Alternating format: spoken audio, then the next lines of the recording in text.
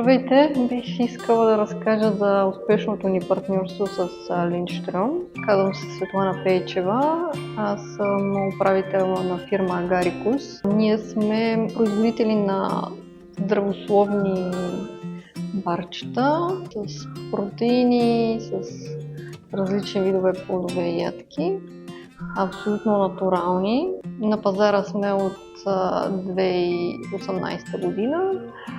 Произвеждаме главно за износ. Работим с много големи клиенти в Германия. Това ни е около 95% от пазара. Продуктите са ни био, доста високо качество. Съответно сме сертифицирани по едни от най-високите стандарти за безопасност и качество на храните. И така дойде и нашето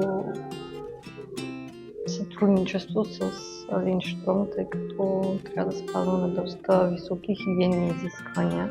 Здравейте, казвам се Лиляна Митова, началник производство съм в фирма Агарикус. Работим с фирма Линдстрьом години и половина вече. Започнахме съвместната работа, тъй като имахме нужда от по-голям комфорт, по-голяма сигурност и спокойствие за служителите. Използваме облекла, кърпи за почистване, използваме стелки, постелки също го използваме. Започнахме с тях специално за облеклата, тъй като се оказа доста трудно сами да поддържаме облеклата, хигиената и комфорта като цяло на служителите.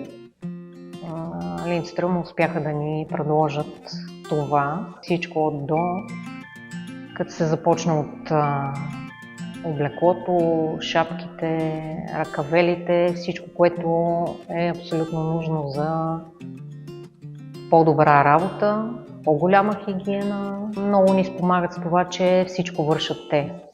Взимат ги за пране, връщат ни ги, подреждат ги, всичко си е по местата и реално ние нямаме никакъв ангажимент относно облеклото, което си е едно много голямо перо в всяко едно производство.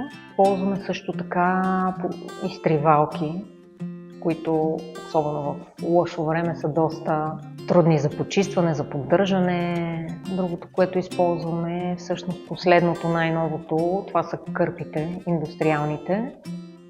Те са нещо ново и за нас, като цяло за целия бранш. Доста сполучливи са, успяват да ни спестят страшно много от към средства, чистота, много улеснява работата в същото време и също не трябва да се грижим за това ние да ги зареждаме, да ги почистваме. Бих препоръчала Линдстрьом на всички колеги и в производствата и не само, тъй като са наистина много ефективни, винаги откликват на запитвания, могат винаги да предложат нещо ново, да променят нещата, каквото е нужно. Страшно много се спестява като цяло за работата, не само на работниците в производството, а и на ръководителите им.